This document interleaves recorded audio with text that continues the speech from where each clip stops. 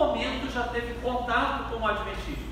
Ou você já viu TV Novo Tempo, ou você já teve contato com alguma literatura, algum livro sobre saúde, algum livro de infância, O Grande Conflito e as músicas. Novo Tom, Alessandra Samadelo, Arautos do Rei, Prisma Brasil.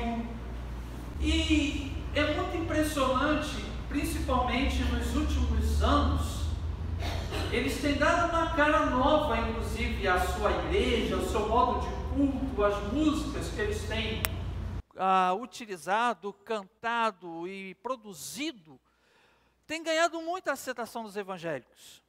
Hoje, inclusive, é possível você chegar numa livraria evangélica e aí você encontrar ao lado de um CD, por exemplo, de um Luiz de Carvalho da vida, por exemplo, você encontrar um CD lá do Arautos do Rei, do Prisma Brasil, da Alessandra Samadelo, e por aí vai. Se tornou, inclusive, especialmente com a música, muito comum a gente ouvir, por exemplo, a música adventista como sendo uma música evangélica. No entanto, a gente pouco sabe a respeito do que é, de fato, o adventismo do sétimo dia. Quais são suas crenças? Quais são as suas doutrinas? Uma delas a gente conhece bem, não é? Quem não já ouviu falar que os adventistas do sétimo dia guardam o sábado? Mas será que é só o sábado? Será que a questão do sábado não é só uma pontinha de um iceberg muito maior? E a que se refere a esse sábado?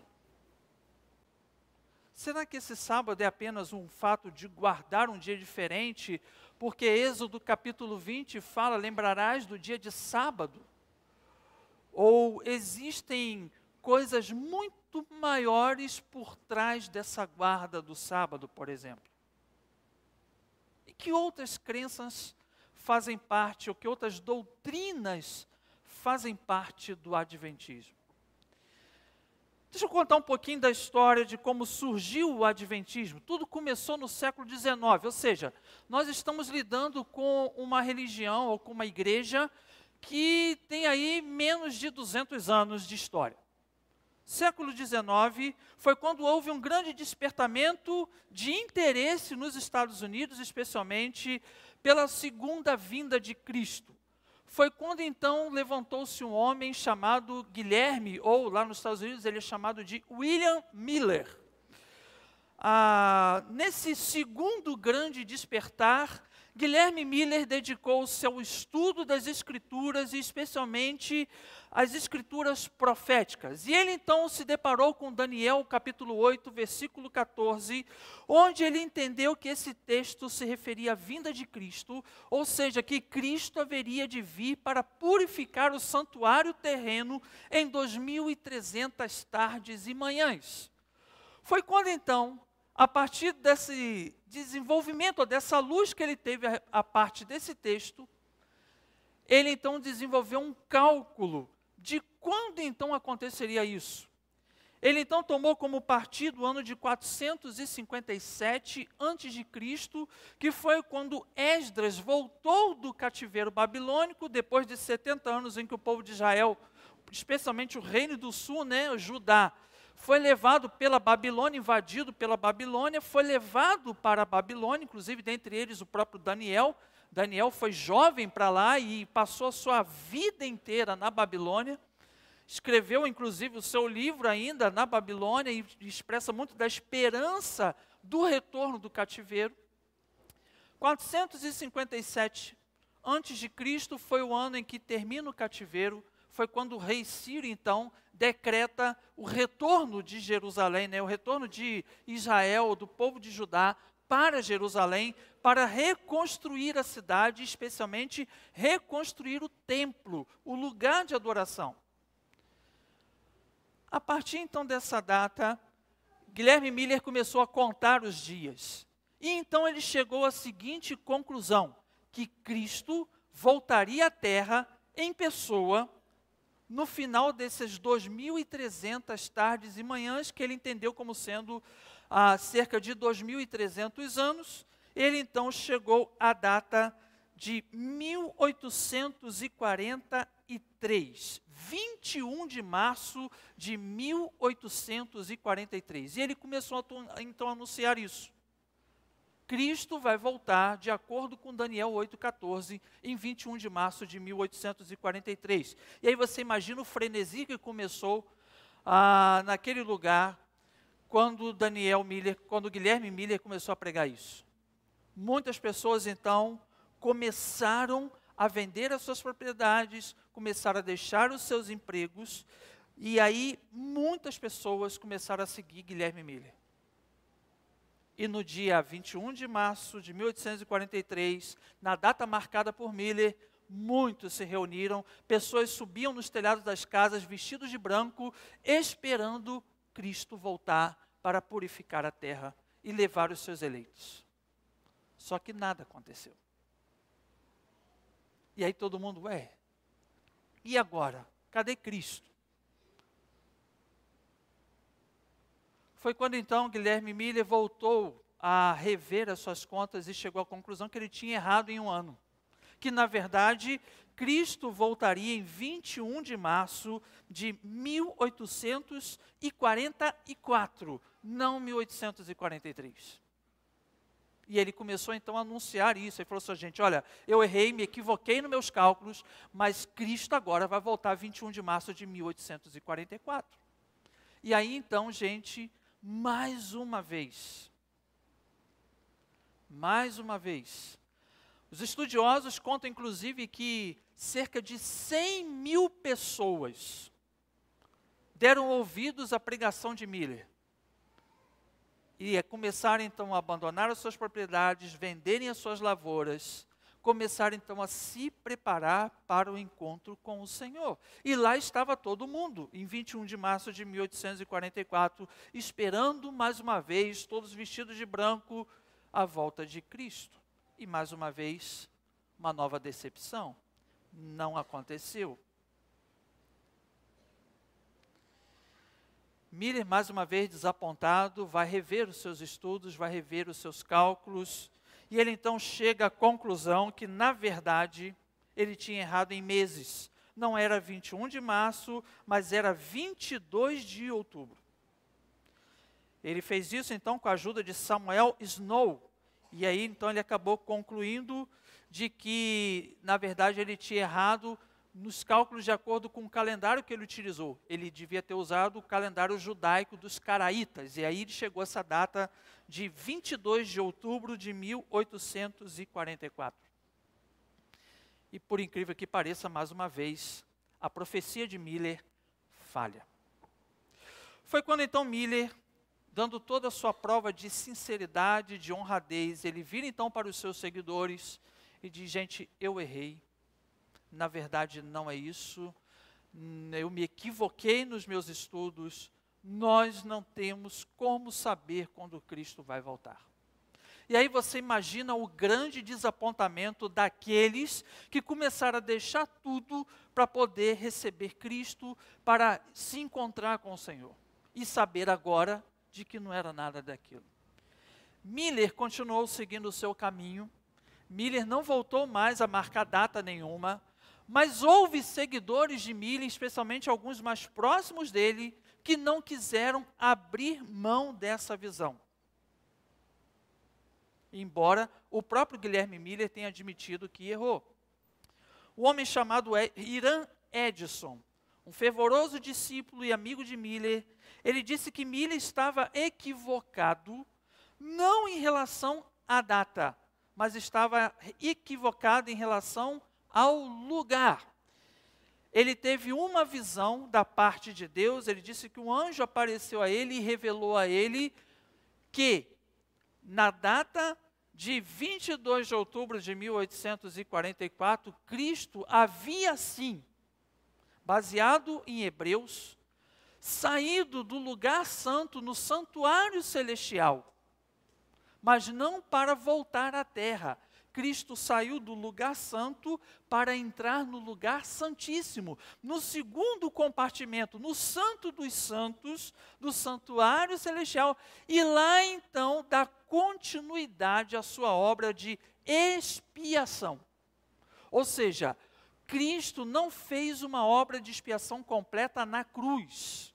Cristo ainda está agora, e segundo os adventistas, eles creem nisso, Cristo está agora no Santo dos Santos, averiguando ou levantando os pecados dos santos até que ele volte. É o chamado doutrina do juízo investigativo. Então, Irã Edson foi o homem que trouxe essa ideia segundo uma suposta visão que ele teve. Cristo, então, não saiu do lugar santo para voltar à terra, mas para entrar no Santo dos Santos e lá, então, começar o seu processo de juízo investigativo. Ele está lá investigando os pecados da humanidade e expiando os pecados da humanidade. E aí o que acontece? Esse homem vai influenciar muita gente.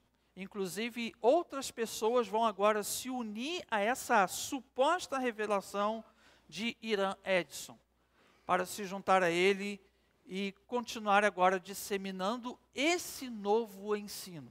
Não mais o ensino de Guilherme Miller, que disse que Cristo voltaria à terra numa data determinada, mas que Cristo havia saído do lugar santo para entrar no Santo dos Santos do santuário celestial, para então lá fazer um juízo investigativo. Olha, para você ter ideia, o livro Administração da Igreja, que é um documento oficial da Igreja Adventista, na página 20, ele vai dizer o seguinte: eu vi distinta e claramente que nosso sumo sacerdote, Jesus Cristo, em vez de sair do lugar santo do santuário celeste para vir à terra, no dia 7º do mês, ao fim dos 2.300 dias, ou seja, naquela data em que o mestre dele, Guilherme Miller, havia dito, na verdade, Jesus entrava naquele dia pela primeira vez no segundo compartimento do santuário e ali tinha uma obra a realizar no lugar santíssimo antes de voltar à terra.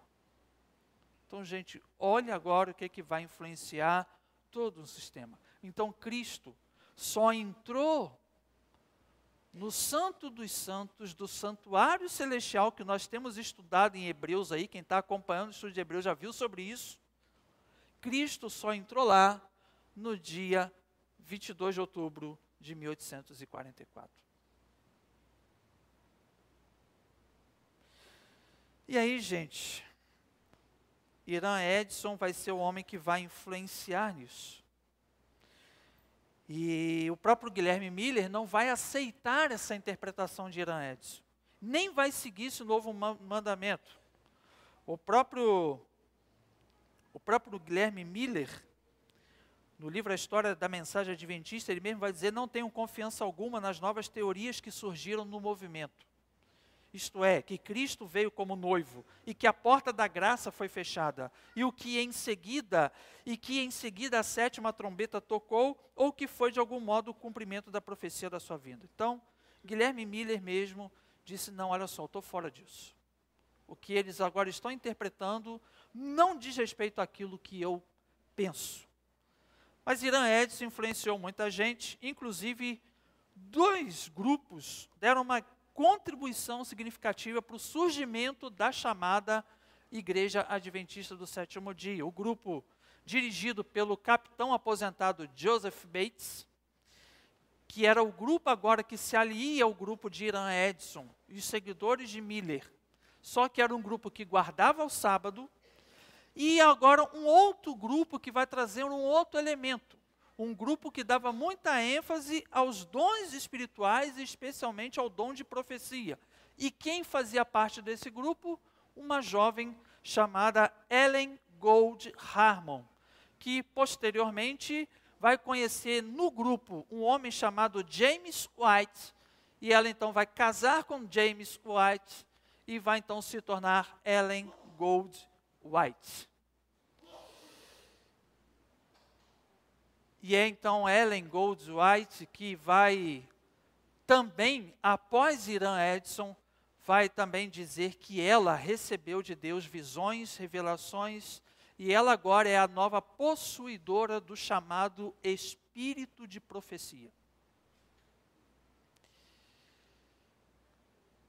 Então, como nós vemos, gente, primeiramente Guilherme Miller, dá o pontapé inicial nessa história, marcando datas para a volta de Cristo. Mas é interessante que Guilherme Miller não foi quem originou a Igreja Adventista do Sétimo Dia, porque ele inclusive continuou até mesmo a guardar o domingo depois disso. Ele não fazia parte do grupo de Joseph Bates.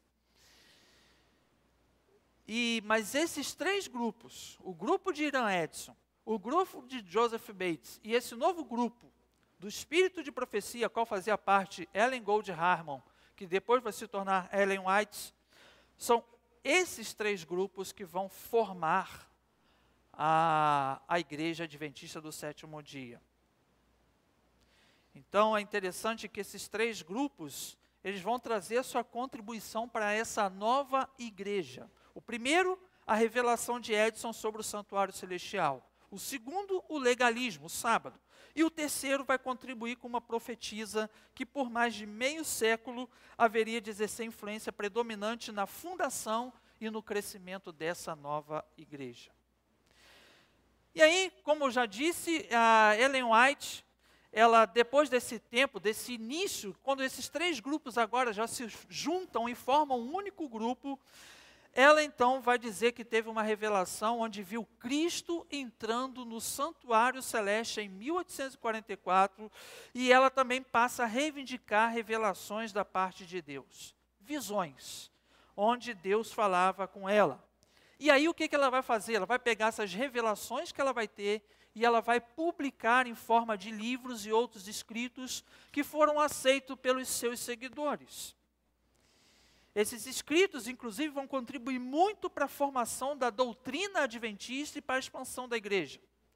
E aí, então, ela e o seu marido, James White, disseminaram amplamente esses ensinos proféticos e doutrinários através de revistas e livros. E embora a Igreja Adventista do Sétimo Dia afirme que a Bíblia é a sua autoridade doutrinária, mas nós sabemos na prática que eles creem que Deus inspirou Ellen White na sua interpretação das Escrituras e nos seus conselhos, como nós encontramos nos seus livros. Por exemplo, a Revista Adventista de junho de 2002, na página 10, vai publicar um comentário de um estudioso do Adventismo que alegou que, se porventura algum Adventista usa os escritos de Ellen White como um substituto à Bíblia, ele não representa a posição de sua denominação.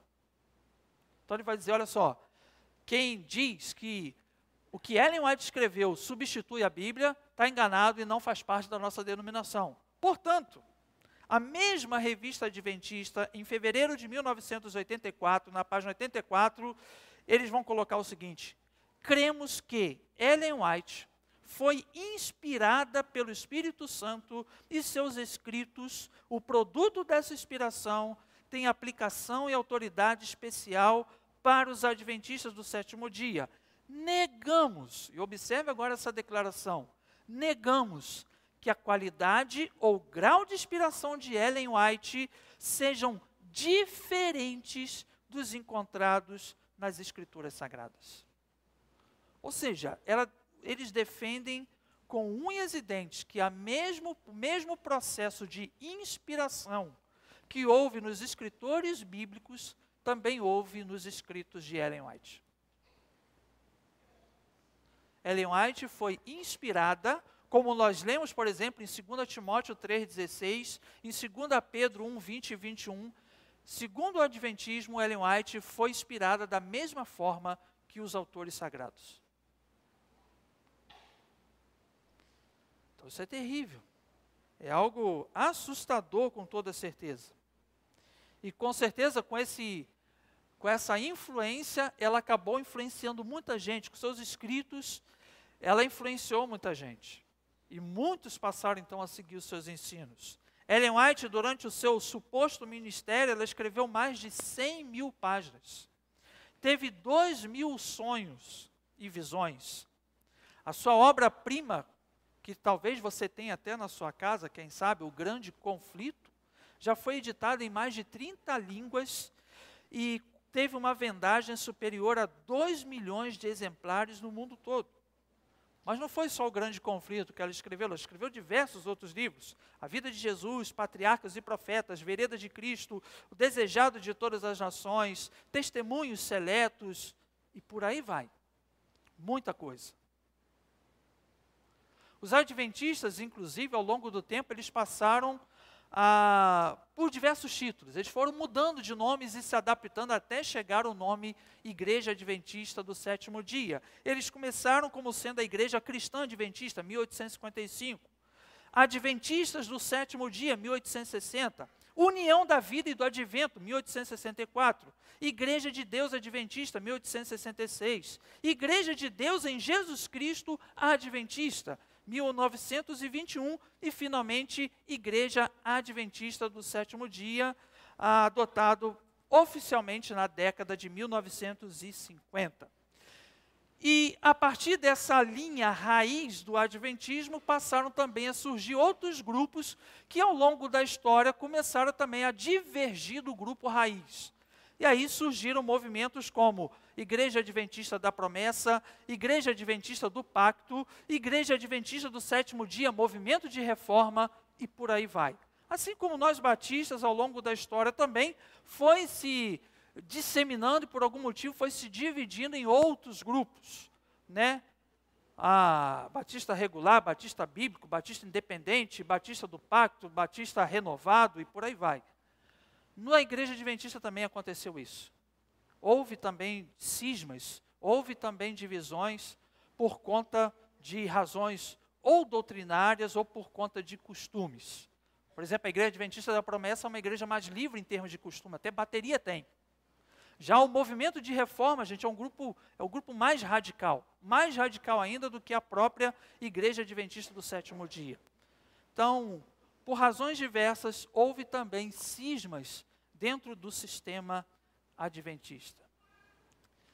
Vamos olhar agora um pouquinho para o que eles pensam. Quais são as doutrinas, inclusive divergentes da gente? Eu quero começar primeiramente falando do exclusivismo da Igreja Adventista. Olha algumas declarações, gente, que eles têm nos publicado nos seus materiais. Por exemplo, a Revista Adventista de março de 2001, na página 10, vai dizer o seguinte: sim, eu creio no futuro brilhante do movimento adventista, porque não somos uma simples igreja dentre as demais. Somos o remanescente de Deus nesse tempo do fim. O remanescente de Deus nesse tempo do fim. Então, como nós vemos, a Igreja Adventista se vê ela, e somente ela, como remanescente fiel, por exemplo, de acordo lá com Romanos capítulo 9. O remanescente fiel é a Igreja Adventista do Sétimo Dia. Eles se consideram a única igreja verdadeira, aquela que é a igreja correta que Deus deixou nesse mundo. Mas não para aí, o próprio certificado de batismo da Igreja Adventista tem algumas perguntas no final, e a pergunta de número 11 se lê o seguinte: você crê que a Igreja Adventista do Sétimo Dia é a igreja remanescente da profecia bíblica?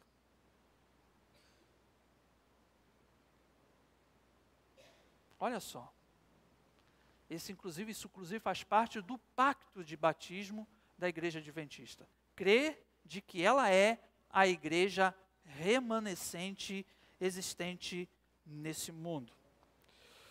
Há inclusive uma declaração da própria Ellen White, publicada em 1893, 12 de setembro de 1893, em inglês, na revista que eles têm, oficial do Adventismo, chamada Review e Herald. E lá nessa publicação de 1893, a Ellen White mesmo vai dizer o seguinte: as igrejas denominacionais, e aí se referindo a batistas, presbiterianos, metodistas, congregacionais, e por aí vai, caídas. Olha como ela se refere a nós. As igrejas denominacionais caídas são Babilônia. Elas têm estado a promover doutrinas venenosas, o vinho do erro. Esse vinho é composto de doutrinas falsas, como imortalidade da alma, tormento eterno do ímpio, a negação da existência de Jesus Cristo antes do seu nascimento em Belém, defesa e guarda do domingo acima do dia do Senhor, que é o sábado. várias igrejas apresentam ao mundo estes erros e outras semelhantes, cumprindo assim as escrituras que dizem: as nações beberam do vinho da ira da prostituição da Babilônia.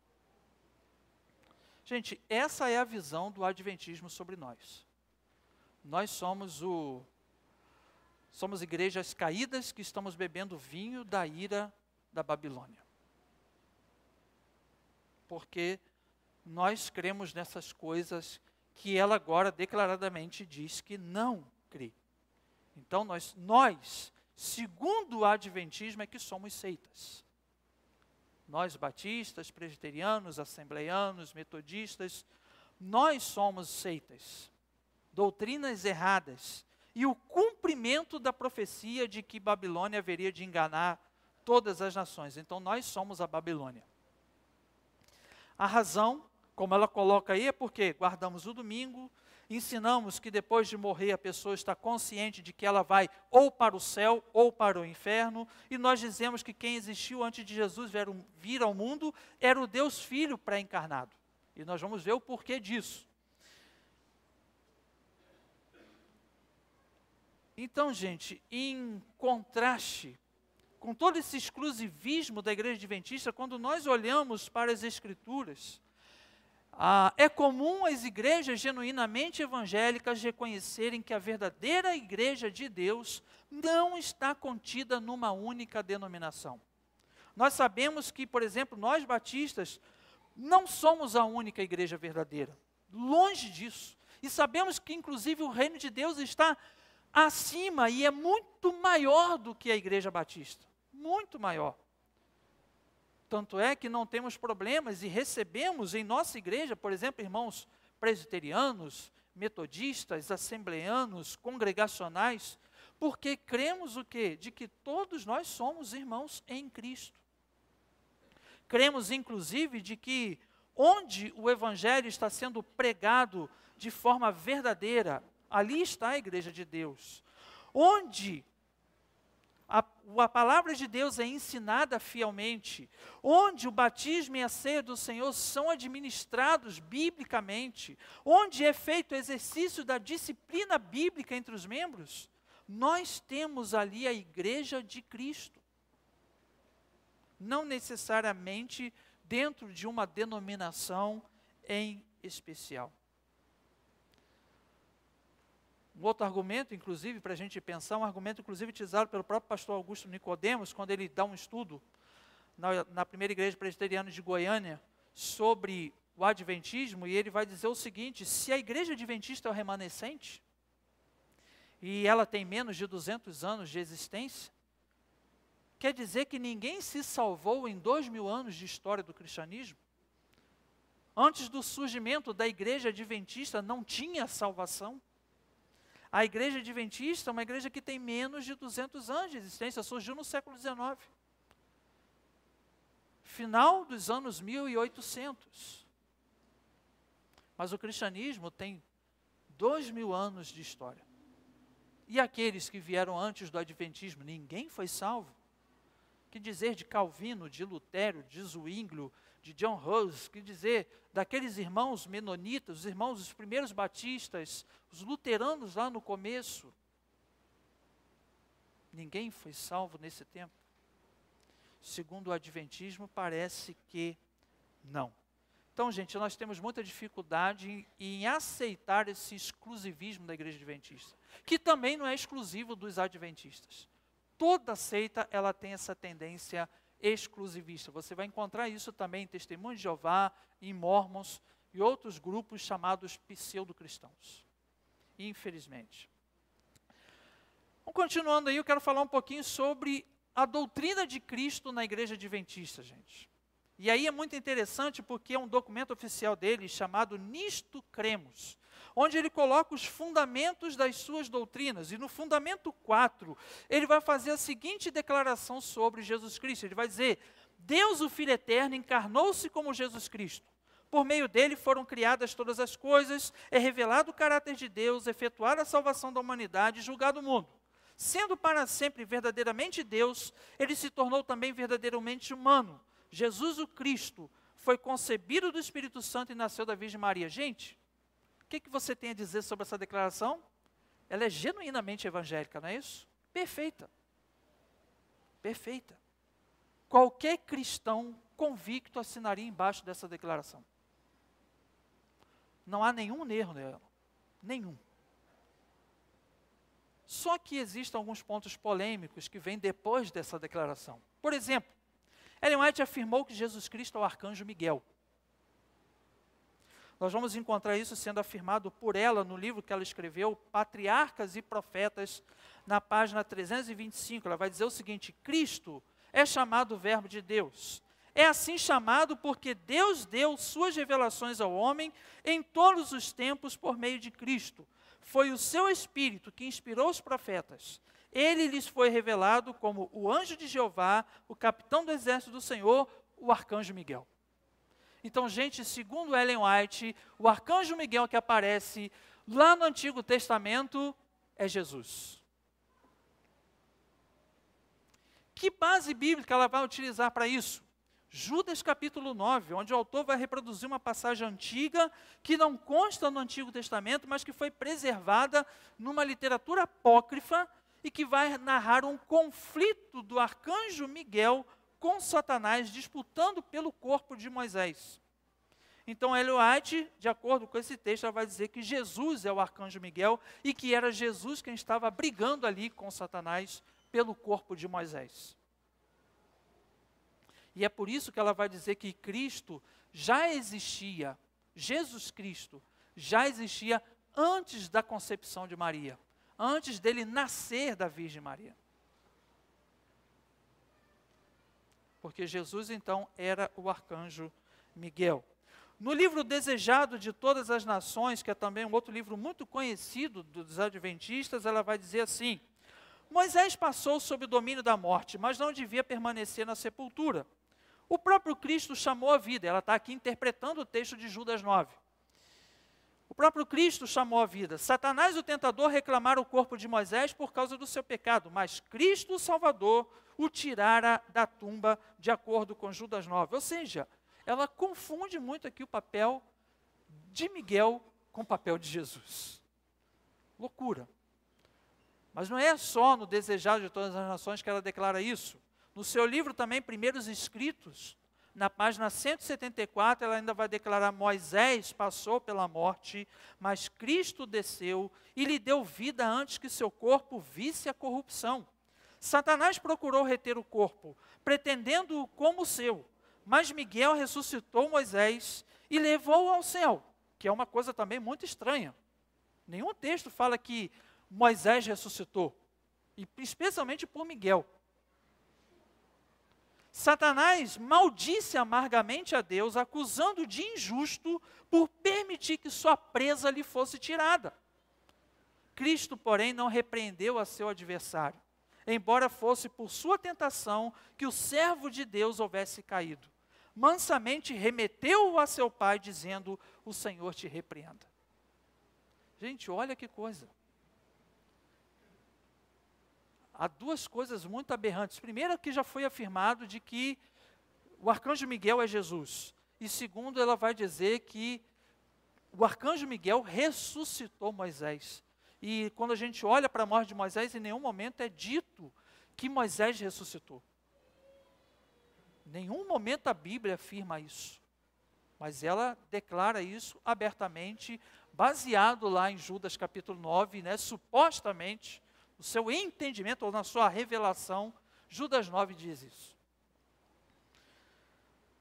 Mas olha o que diz o texto de Judas 9. Contudo, nem mesmo o arcanjo Miguel, quando estava disputando com o diabo acerca do corpo de Moisés, ousou fazer acusação injuriosa contra ele, mas disse: o Senhor o repreenda.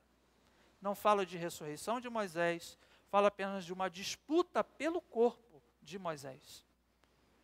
E fala que Miguel, inclusive, e por ser Miguel um anjo, Miguel então vai dizer: o Senhor te repreenda, porque ele reconhece que ele não tinha essa capacidade de repreendê-lo.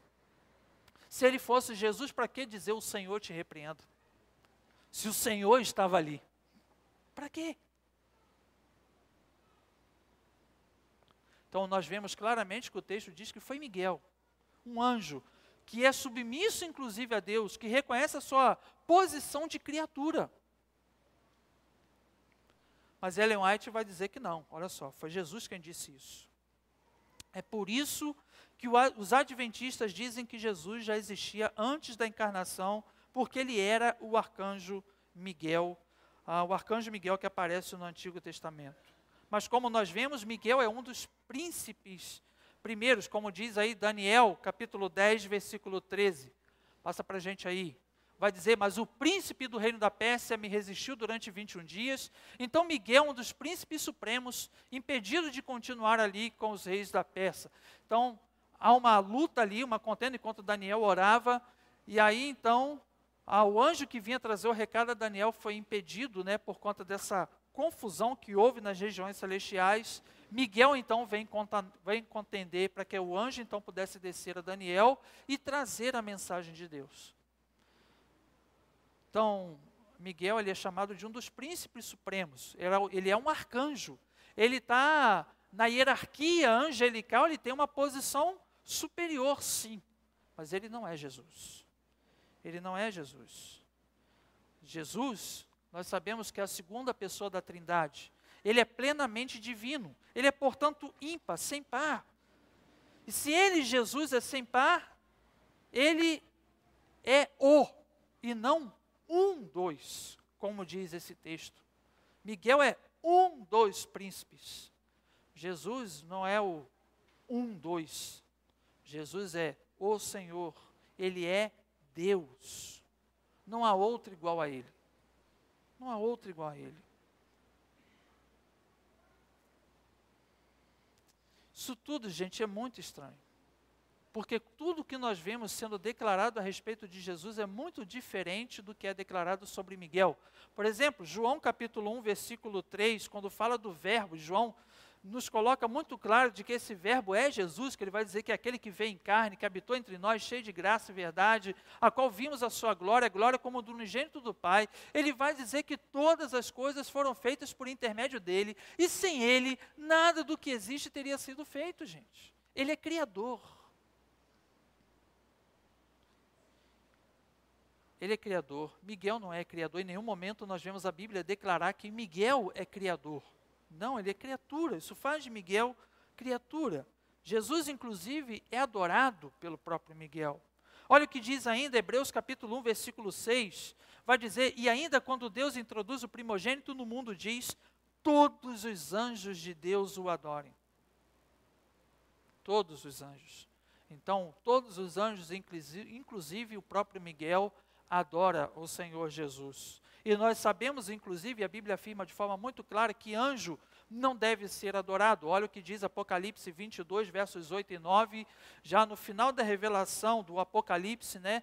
João na ilha de Patmos, então, olha o que acontece com isso. Ele vai dizer, eu, João, sou aquele que ouviu e viu essas coisas, tendo-as ouvido e visto, caí aos pés do anjo que me mostrou tudo aquilo para adorá-lo. Mas ele me disse, não faça isso. Sou servo como você e seus irmãos, os profetas, e como os que guardam as palavras deste livro, adore a Deus. Mas nós vemos nitidamente no próprio livro do Apocalipse, Jesus sendo adorado. Sendo adorado lá na sala do trono, Apocalipse capítulo 4, capítulo 5, e em diversos outros momentos. É Jesus dando o recado à sua igreja, repreendendo a sua igreja em Apocalipse 2 e 3. E é Jesus quem consuma a história. É Ele que estará sentado no grande trono branco julgando as nações. É Jesus e não Miguel. Então nós vemos e podemos dizer com toda certeza que Jesus não é o arcanjo Miguel. De maneira nenhuma, Jesus é o arcanjo Miguel. Mas não para aí. Sobre a doutrina de Cristo no Adventismo, o Adventismo ainda vai afirmar que Jesus tinha uma natureza pecaminosa. Você sabia disso? Jesus tinha uma natureza pecaminosa. Olha o que vai ser declarado no livro Estudos Bíblicos, publicado pela Casa Publicadora Brasileira, que é a publicadora da Igreja Adventista, na páginas 140 e 141. É uma coleção de 18 estudos bíblicos. Ele vai dizer o seguinte, em sua humanidade, Cristo participou da nossa natureza pecaminosa caída. Se assim não fosse, ele não teria sido feito como seus irmãos e não poderia ser tentado como nós. Ou seja, se Jesus não tivesse uma natureza pecaminosa, Jesus inclusive não poderia ser tentado. A ideia de que Cristo foi nascido de uma mãe imaculada, sem pecado, e aí ele está combatendo aqui o catolicismo, essa ideia de que não herdou tendências para o pecado e por isso não pecou, remove Jesus do mundo caído e do próprio lugar onde a ajuda é necessária.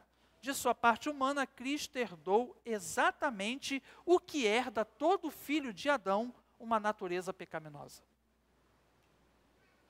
Então, segundo o Adventismo, Jesus tinha uma natureza pecaminosa como eu e você. Gravíssimo. Mas não é só nesses estudos bíblicos do Adventismo que é declarado isso.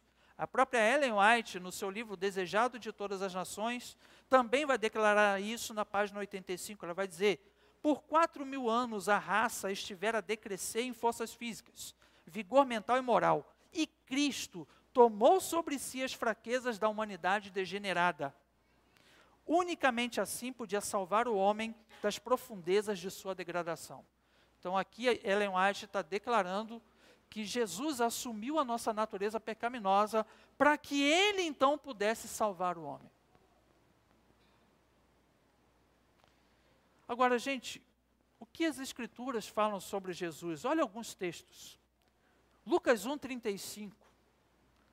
Ele vai dizer: o anjo respondeu, o Espírito Santo virá sobre você, e aí o anjo falando com Maria, o poder do Altíssimo a cobrirá com a sua sombra, assim aquele que há de nascer será chamado Santo, Filho de Deus, o ente santo que haveria de nascer.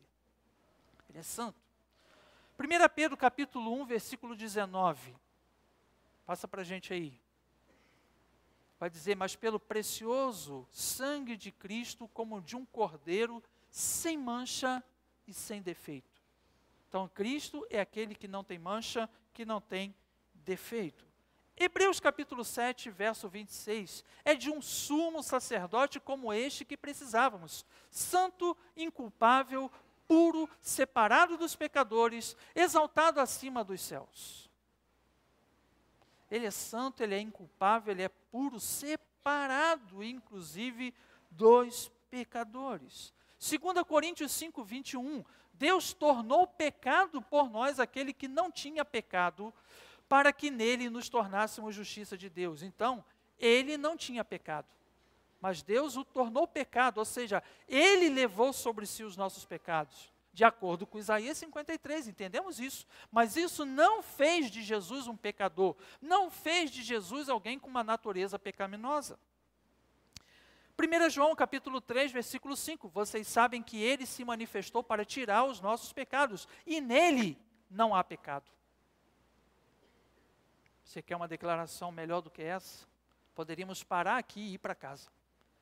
Nele não há pecado. Mas segundo o Adventismo, Jesus, para poder realizar sua obra redentora, ele assumiu uma natureza pecaminosa. Hebreus capítulo 4, versículo 15, pois não temos um sumo sacerdote que não possa compadecer-se das nossas fraquezas, mas sim alguém que, como nós, passou por todo tipo de tentação. Ele foi tentado como nós, porém, sem pecado. E ainda Romanos capítulo 8, versículo 3. Não sei se eu coloquei aí. É um texto em que Paulo vai dizer que ele veio em semelhança de carne do pecado. Ou seja, ele veio na forma humana. Mas isso não quer dizer que ele era um pecador, mas que ele assumiu a forma do homem que é pecador. Então, gente, se Jesus fosse como os adventistas dizem que ele foi, seu sacrifício na cruz seria inválido, não seria um sacrifício substitutivo e, portanto, não teria valor para a nossa salvação. Como o autor de Hebreus mesmo vai dizer, é necessário que o justo morra pelos injustos, para nos voltarmos para Deus, o justo pelos injustos. Ele é o justo, ele é o santo, ele é sem pecado. Ele não poderia sofrer nos lugares dos pecadores se ele tivesse uma natureza pecaminosa.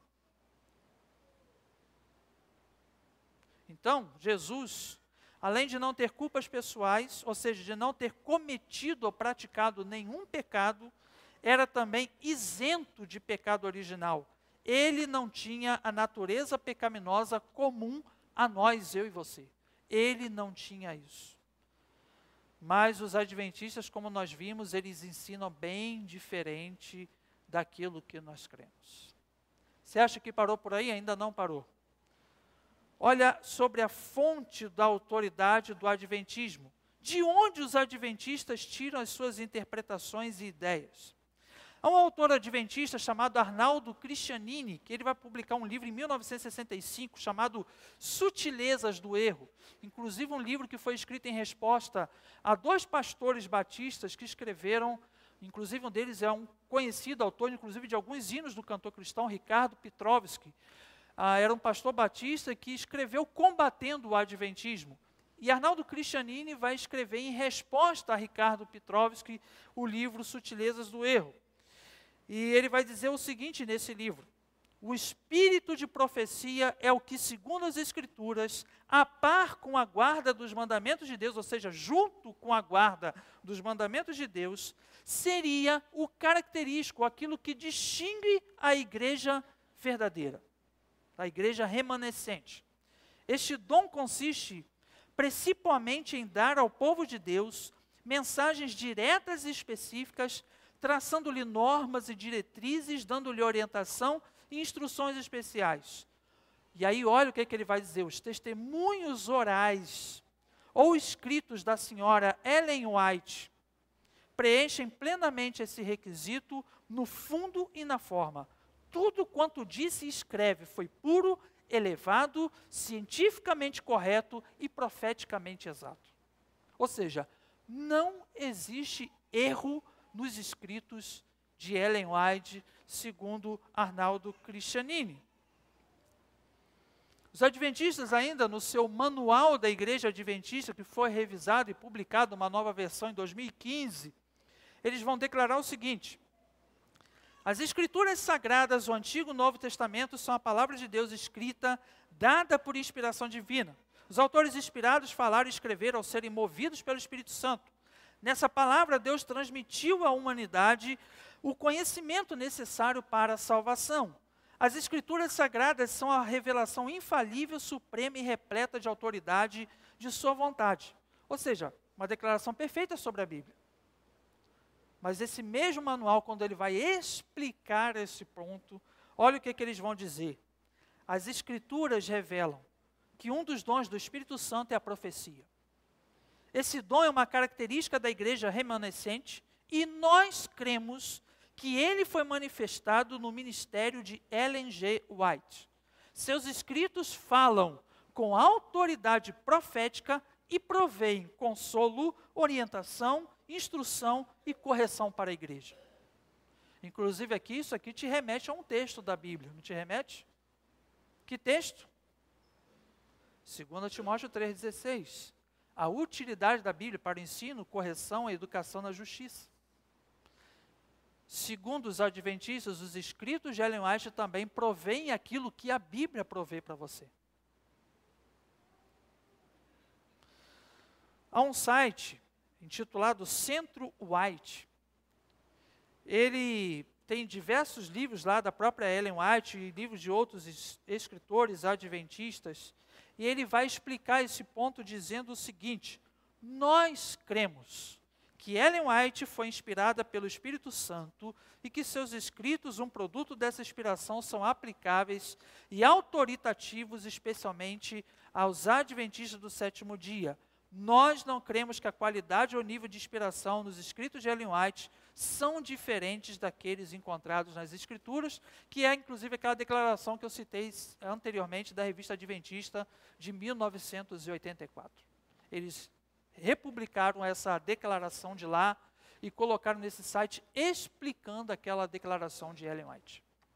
Então eles creem piamente que o que Ellen White escreveu tem a mesma autoridade, tem a mesma infalibilidade que a Bíblia. Mas, gente, o que nós sabemos sobre a Bíblia, sabemos que ela declara de fato que somente ela é inerrante, somente ela é infalível, porque somente ela, nos seus 66 livros, são inspiradas por Deus. Olha o que vai dizer 2 Timóteo capítulo 3, versículo 16. Toda a Escritura, e a Escritura aqui se refere às Escrituras Sagradas, a Bíblia, ela é inspirada, ela é soprada por Deus e útil para o ensino, para a repreensão, para a correção e para a educação na justiça. É ela. Olha o que vai dizer ainda Hebreus capítulo 1, versos 1 e 2. Passa para a gente aí. Há muito tempo Deus falou muitas vezes e de várias maneiras aos nossos antepassados por meio dos profetas, mas nesses últimos dias falou-nos por meio do Filho, a quem constituiu o herdeiro de todas as coisas e por meio de quem fez o universo. Ou seja, Cristo é a revelação final de Deus e nós cremos isso. Cristo é a revelação final de Deus. E o que Cristo fez, o que Ele ensinou, o que Ele disse, o que Ele é, tudo isso está registrado de forma infalível e segura nas Escrituras. Nas Escrituras. Inclusive nas Escrituras do Novo Testamento, através dos apóstolos, que foram o canal final e último de Deus acerca da revelação. Então, gente, os adventistas vão dizer, não, Ellen White tem a mesma inspiração, portanto ela tem a mesma autoridade que a Bíblia. Embora eles declarem que a Bíblia ela é inerrante, infalível, ela é a palavra de Deus. Mas para eles há um acréscimo. E nós sabemos, de acordo com Mateus 5, 17 e 18, Apocalipse 22, versos 18 e 19, qualquer um que faça acréscimos à palavra de Deus sofrerá o juízo do Senhor.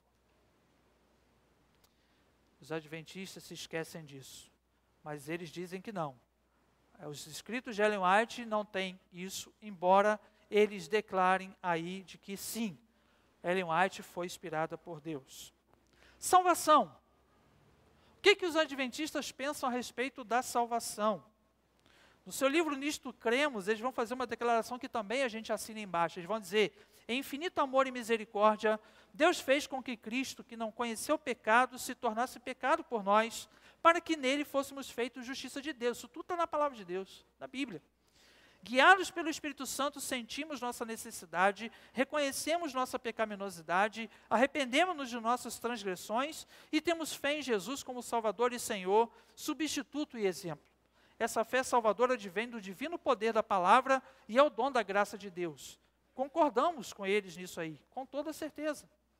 Só que eles vão dizer outras coisas além disso. Olha o que a própria Ellen White vai dizer no seu livro Testemunhos para a Igreja, no volume 4, página 35. Ela vai dizer, Deus não pode, contra a vontade do homem, salvá-lo do poder das artimanhas de Satanás. O homem deve agir com sua força, ajudado pelo poder de Cristo, de modo a resistir e vencer, seja qual for o custo para si mesmo. O homem deve fazer a sua parte. Ele deve ser vencedor por si mesmo, mediante a força e a graça que lhe são dadas por Cristo. Ou seja, quem salva a si mesmo é o homem e não o Senhor. O homem deve salvar a si mesmo por seus próprios esforços. Só que, gente, tudo isso é muito estranho à teologia bíblica. Porque a teologia bíblica ela vai nos ensinar que a salvação ela é uma obra de Deus do começo ao fim. É Deus quem vem ao encontro do pecador, ilumina a mente e o coração dele, opera a regeneração em seu coração e aí então o pecador reage. É obra do Senhor. Olha o que vai dizer Efésios capítulo 2, versos 8 e 9. Passa para a gente aí, vai dizer, pois vocês são salvos pela graça por meio da fé. E isso não vem de vocês. É dom de Deus. Não por obras, para que ninguém se glorie. Salvação, ela é obra exclusiva de Deus. Não humana, mas segundo os adventistas, você é salvo pelos seus esforços. Se você não se esforçar, você inclusive não será salvo. Sobre o sábado, A guarda do sábado é, sem dúvida, o principal ponto de controvérsia da doutrina adventista. Sobre o sábado, inclusive, em Ellen White, no seu livro Grande Conflito, ela vai declarar o seguinte: o sábado será a pedra de toque da lealdade, pois é o ponto da verdade especialmente controvertido. Quando sobrevier aos homens a prova final, traçar-se-á a linha divisória entre os que servem a Deus e os que não o servem, ao passo que a observância do sábado espúrio, em conformidade com a lei do Estado, contrária ao quarto mandamento, será uma declaração de fidelidade ao poder que se acha em oposição a Deus. É a guarda do verdadeiro sábado, em obediência à lei divina, uma prova de lealdade para com o Criador. Então eles vão dizer, gente, quem será salvo no final, inclusive naquele dia do juízo? Quem guarda o sábado. Então, o que vai determinar o juízo de Deus sobre quem serve e quem não serve é a observância, a guarda do sábado. Essa pedra de toque, ou seja, a maneira pela qual Deus vai distinguir quem estará à sua direita e ouvirá o vinde benditos de meu Pai, e quem vai estar à sua esquerda e vai ouvir apartai-vos de mim, malditos, para o fogo eterno, de acordo com Mateus 25. É o sábado que vai distinguir aqueles que estarão à direita e à esquerda. No livro Nisto Cremos, o Adventismo vai dizer o seguinte sobre o sábado: o chamado de Deus para adoração deve ser posto em contraste com o chamado para adoração à besta e sua imagem, Apocalipse 13. Em breve, todos terão de tomar a decisão entre a verdadeira e a falsa adoração, entre adorar a Deus nos termos em que Ele coloca esse ato, ou adorar em nossos próprios termos. Ao nos ordenar que adoremos aquele que fez o céu e a terra, o mar e as fontes das águas, essa mensagem chama a atenção para o quarto mandamento, que é o mandamento do sábado. Conduz as pessoas à verdadeira adoração do Criador, uma experiência que envolve a honra do seu memorial da criação, o sábado do Senhor, o dia sétimo. Então, mais uma vez, a distinção entre aqueles que adoram o verdadeiro Deus e aqueles que adoram o Deus falso, o sábado. Se você adora a Deus no sábado, você está adorando o verdadeiro Deus. Se você não adora a Deus no sábado, você não está prestando a verdadeira adoração a Deus. Ainda nesse livro, Nisto Cremos, na página 318, ele ainda vai dizer: as Escrituras revelam que antes do seu segundo advento, o mundo inteiro será dividido em duas classes: aqueles que são leais e guardam os mandamentos de Deus e a fé em Jesus, e aqueles que adoram a besta e a sua imagem. Naquela oportunidade, a verdade de Deus será exaltada diante do mundo e se tornará bem clara a todos que a observância fiel do sétimo dia da semana, o sábado das Escrituras, significará evidência de lealdade ao Criador. Então, mais uma vez, eles afirmam que é o sábado que vai distinguir e vai dizer: você é salvo. Você é leal, você é fiel a Deus, porque você é um salvo de verdade, e isso porque você guarda o sábado. No livro Testemunhos Seletos, volume 3, página 22, ainda uma frase quase que no final do livro, ela vai dizer: santificar o sábado ao Senhor importa em salvação eterna. Sábado. Para eles, o sábado, inclusive, é um dos motivos, ou é uma das razões para a salvação. É um dos meios para a salvação. Só é salvo quem guarda o sábado. Agora, por que nós não guardamos o sábado? Algumas evidências para você aí. Primeiro, não guardamos o sábado porque ele faz parte de um pacto de Deus com o povo de Israel, de acordo com Êxodo 31:16, Levítico 16:31, quando fala do sábado, inclusive, dizendo aos filhos de Israel. Segundo, não guardamos o sábado porque antes do Sinai, Deus nunca ordenou a ninguém que guardasse o sábado. Isso só veio depois do Sinai. Terceiro, porque o sábado não é uma instituição perpétua, de acordo com Êxodo 31, Êxodo 12, 24, Levítico 23 e 21. Quarto, nós não guardamos o sábado porque nós, inclusive os cristãos, estamos agora, de acordo com Hebreus, que cita inclusive Jeremias 31, estamos debaixo de uma nova aliança. Não a aliança mosaica, aquela aliança que era inclusive imperfeita para purificar pecados. Mas nós fazemos parte de uma nova aliança feita no sangue de Cristo. Quinto, não há nenhuma ordem no Novo Testamento para se guardar o sábado, embora Jesus e seus discípulos o guardassem, porque todos eles eram judeus e vinham da prática da guarda do sábado. Então era um costume comum para eles que eram judeus. Mas Jesus nunca mandou ninguém guardar o sábado. Os apóstolos também nunca mandaram ninguém guardar o sábado. Outra razão é porque o quarto mandamento, que é o da guarda do sábado, é o único dentre os 10 mandamentos que não se repete no Novo Testamento. Quando, por exemplo, aquele jovem rico se encontra com Jesus e pergunta: mestre, o que farei para herdar a vida eterna? Jesus diz para ele: sabes os mandamentos, não matarás, não adulterarás, não dirás falso testemunho, amarás o teu próximo como a ti mesmo. Ele não fala do sábado. Todos os outros 9 mandamentos se repetem no Novo Testamento, menos os do sábado. Menos o do sábado.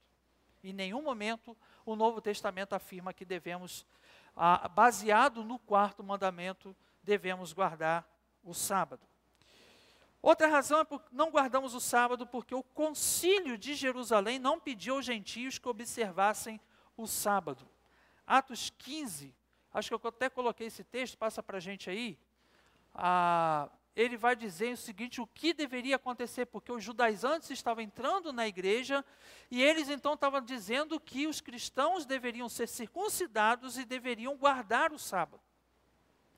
E aí então os apóstolos vão se reunir para definirem a respeito dessa situação.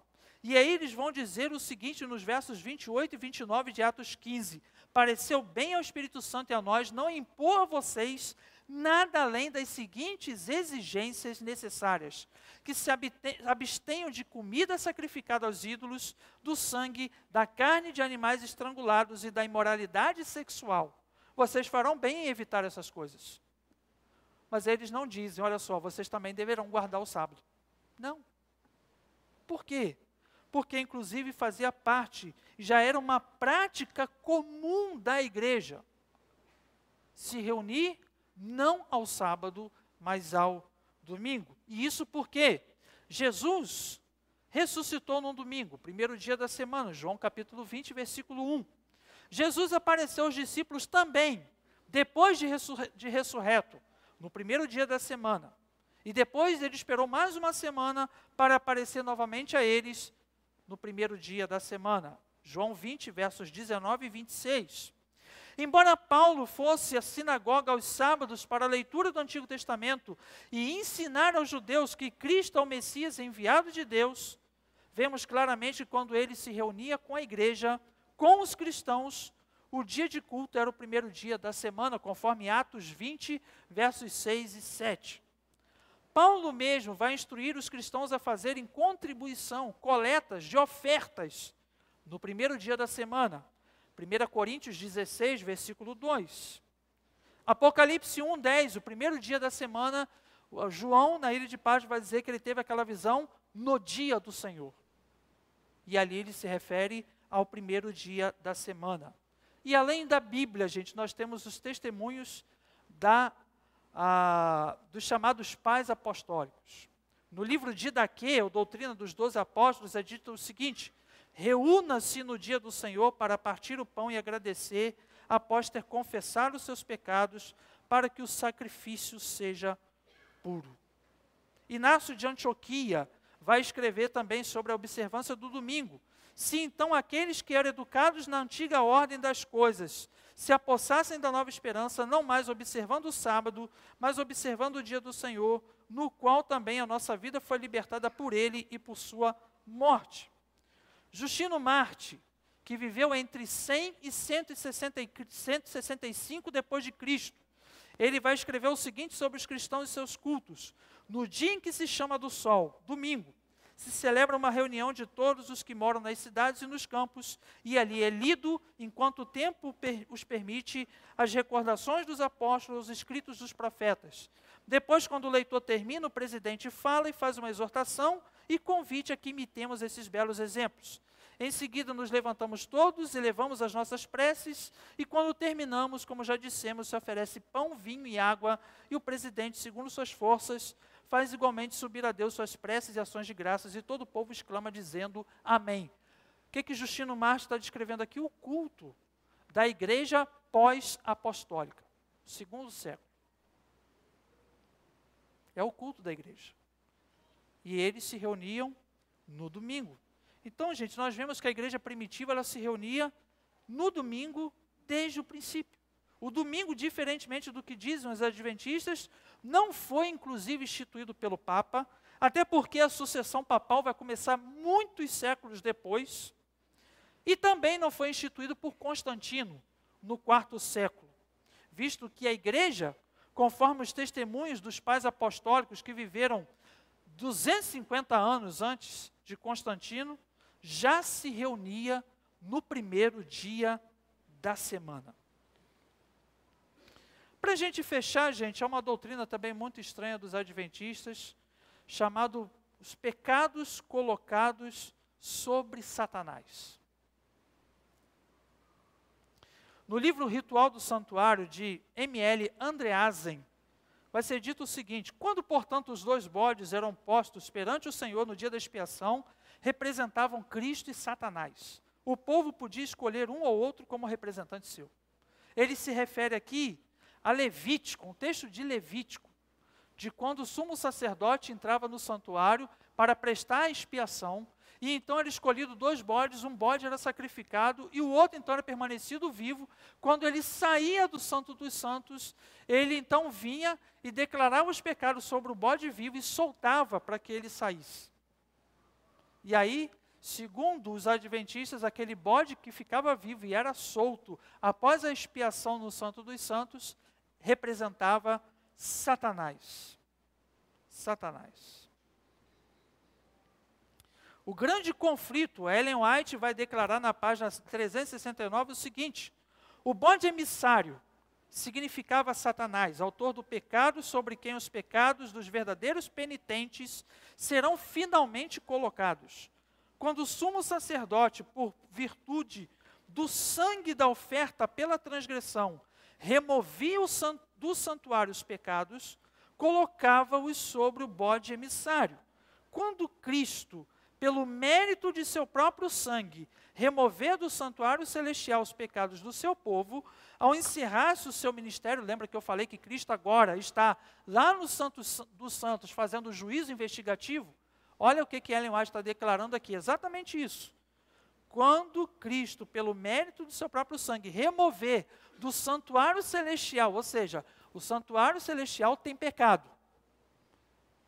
Quando remover de lá os pecados do seu povo, ao encerrar-se o seu ministério, ele os colocará sobre Satanás, quer na execução do juízo, que na execução do juízo deverá encarar a pena final. O bode emissário era enviado para uma terra não habitada para nunca mais voltar à congregação de Israel. Assim, será Satanás para sempre banido da presença de Deus e de seu povo e eliminado da existência da destruição final do pecado e dos pecadores.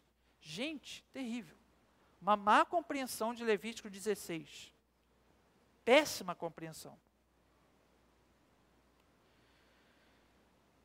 O texto ali vai nos dizer que aqueles dois bodes, um deles era sacrificado pelos pecados de Israel e o outro permanecia vivo. E Arão, após entrar no Santo dos Santos, colocava as mãos sobre a cabeça do bode vivo, o bode emissário, confessava os pecados dos israelitas e enviava o bode para o deserto. E a ideia desse bode emissário era o quê? Era levar para longe todos os pecados de Israel e tornar claro o efeito da grande obra de expiação feita no Santo dos Santos. O que ensinava o quê? A remoção dos pecados expiados pelo sacrifício. A ideia do bode emissário de Levítico 16 era o quê? Mostrar que os pecados, uma vez que eles eram expiados, eles eram levados para longe. Deus se esquecia deles. Essa era a ideia. Não de colocar sobre Satanás. Olha o que diz Hebreus capítulo 9, versos 13 e 14. Ora, se o sangue de bodes e touros e as cinzas de uma novilha espalhadas sobre os que estão cerimonialmente impuros os santificam, de forma que se tornam exteriormente puros, quanto mais o sangue de Cristo, que pelo Espírito eterno se ofereceu de forma imaculada a Deus, purificará nossa consciência de atos que levam à morte, para que sirvamos ao Deus vivo. Então, nós sabemos que Cristo, ele já efetuou expiação pelo pecado, ele prestou um sacrifício perfeito e eficaz, portanto, ele hoje não está purificando o pecado. Ele hoje não está realizando uma obra de expiação no santuário celestial. Em nenhum momento o autor de Hebreus vai ensinar isso. Porque Cristo já prestou um sacrifício perfeito e eficaz. Cristo, pelo seu sacrifício, entrou de uma vez por todas no Santo dos Santos e já obteve eterna redenção. Então, gente, Cristo não está lá investigando o pecado de ninguém. Cristo não está lá realizando obra de purificação. Cristo já fez isso onde? Na cruz do Calvário. Além disso, sabemos de forma muito clara que foi Cristo e não Satanás quem leva os nossos pecados. Isaías 53, ele levou sobre si os nossos pecados, as nossas dores levou sobre si. O castigo que nos trouxe a paz estava sobre ele, e pelas suas pisaduras fomos curados. Cristo quem faz isso, é o servo sofredor de Isaías 53 que faz isso. Então, Satanás não é a nossa oferta pelo pecado, mas é Cristo. É Cristo. Cristo é a nossa oferta pelo pecado. Então, gente, não nos resta dúvida. Quando falamos do adventismo do sétimo dia, nós estamos lidando com o quê? Com uma seita. Porque para eles o sábado é razão de salvação, porque eles creem que Jesus foi o arcanjo Miguel, porque eles creem que os escritos de Ellen White têm a mesma autoridade, a mesma infalibilidade do que a Bíblia. Eles creem, inclusive, de que o bode emissário lá de Levítico 16 era Satanás. É Satanás quem leva os nossos pecados e não Jesus. E muitas outras coisas. Poderíamos falar ainda do sono da alma e várias outras doutrinas ainda errôneas desse movimento. Nós estamos lidando com uma seita. E a pergunta que faz é: qual vai ser a nossa reação ao sabermos dessas coisas daqui para frente? Será que ainda vamos continuar bebendo da TV Novo Tempo? Ouvindo dos seus pregadores? Ouvindo Alejandro Bolhon e Companhia Limitada? Será que ainda vamos continuar apreciando as pregações de amor, né, de bondade, como os adventistas anunciam disfarçadamente, porque essas coisas não são, inclusive, anunciadas na TV Novo Tempo. Onde você vai ler isso? Nos escritos de Ellen White. Nesses escritos em que você só vai ter contato, de fato, quando você já está lá dentro. Quando você começa a ter um envolvimento. Quando um colportor adventista bater na sua porta, qual vai ser a sua reação? O que você vai dizer para ele? Quando você tiver um contato com um colega seu que é adventista e falar sobre o sábado, o que você vai dizer para ele? Como nós vimos, gente, tudo aquilo que eles creem, nessas coisas que nós vemos, não condiz com as Escrituras. E nós precisamos, sim, cada vez mais conhecer e nos fundamentar nas Escrituras, para que possamos lidar, inclusive, com as seitas. Que Deus nos ajude e que o Senhor nos guarde, nos livre desse mal, nos livre dessa mentira, desse engano, que possamos estar firmes no Senhor, que possamos estar firmados na sua palavra, para que não sejamos enganados. Convido você a se colocar de pé e vamos orar ao Senhor agradecendo por esse tempo.